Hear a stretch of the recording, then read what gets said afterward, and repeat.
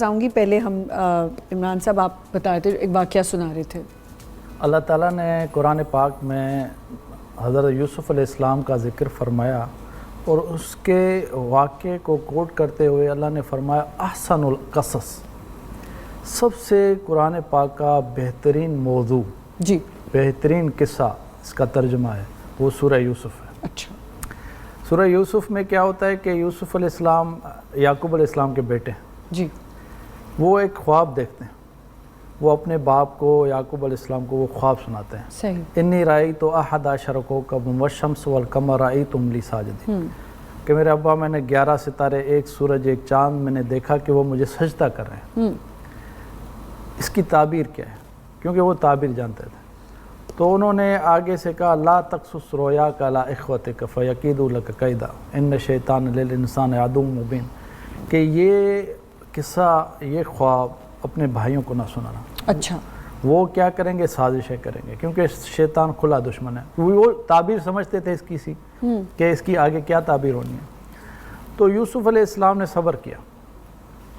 پھر یہ اپنی پھوپھی کے پاس گئے تو انہوں نے بھی ایک ان پر جھوٹ باندھا تھا. ابراہیم علیہ السلام کے بیٹے ہیں اسحاق علیہ السلام. اچھا. یا اسحاق علیہ السلام کے بیٹے ہیں یعقوب علیہ السلام. یعقوب علیہ السلام کے بیٹے ہیں یوسف علیہ السلام. تو ان کے پاس تہ بند تھی، وہ انہوں نے پھوپھی نے ان کے بسترے میں چھپا دی. اب وہ جس کے جگہ سے چوری برآمد ہو تو وہ اس کا غلام ہوتا تھا. یہ شریعت تھی. وہ انہوں نے چھپائی نہیں ہوئی تھی بلکہ انہوں نے ان کی پھوپھی نے یعنی یعقوب علیہ السلام کی بہن نے ان کی رکھی ہوئی تھی تاکہ یہ بچہ نہ جائے. اس سے محبت ہو گئی تھی، انس ہو گیا تھا، ایک چھوٹے بچے سے ہوتا ہے. تو انہوں نے کہا کہ یہ تہ بند ملی ہے، یہ میرا غلام ہے. جب تک وہ زندہ تھی وہ یوسف علیہ السلام ان کے پاس تھے. جب ان کا انتقال ہوا تو پھر یعقوب علیہ السلام ان کو لے کے آئے گھر. ٹھیک. تو بھائی آپس میں کہنے لگے کہ ہم اتنے ذو قوہ طاقت والے بھی ہیں پھر بھی ہمارا باپ یوسف سے محبت کرتا ہے. اس کو جنگل میں لے جاتے ہیں، ایک لمبا سا مشہور قصہ ہے، اور وہ کہتے ہیں کہ اس کو بھیڑیا کھا گیا اور ایک قمیص لے کے آتے ہیں، خون کے دھبے لگاتے ہیں. حالانکہ ان کو کنویں میں پھینکتے ہیں اور آگے سے ایک قافلہ جا رہا ہوتا ہے مصر. وہ کنویں سے نکالتے ہیں ڈول میں تو یوسف علیہ السلام نکلتے ہیں. وہ کہتے ہیں یا بشرا ھذا غلام، یہ حسین نوجوان. ان کو مصر کی بازاروں میں بیچتے ہیں. عزیز مصر وہاں کا فائننس منسٹر ہوتا ہے، وہ ان کو خریدتا ہے. اور اس کے بعد وہ اپنی بیوی ان کو زلیخا کے پاس کہتا ہے کہ اس کو ہم بچہ بنائیں گے یا یہ ہماری خدمت کرے گا. پھر وہ اس پہ فریفتہ ہو جاتی ہے، بڑا ہوتا ہے تو پھر وہ ان پہ بہتان لگاتی ہے، حتیٰ کہ وہ سچے بھی ثابت ہوتے ہیں. 7 سال ان کو جیل میں رکھا جاتا ہے. ان کے ساتھ 2 آدمی ہوتے ہیں جیل میں، 2 خواب سناتے ہیں. وہ ایک کو کہتا ہے کہ تجھے سولی لٹکایا جائے گا، پرندے آ کے تیرا گوشت نوچیں گے. دوسرے کو کہتا ہے تو آزاد ہوگا اور باورچی بنے گا بادشاہ کا. جب تو باورچی بنے تو میرا یہ سنا دینا کہ یہ اس کو بے قصور ڈالا ہوا ہے جیل میں. تو وہ تو آزاد ہوتا ہے.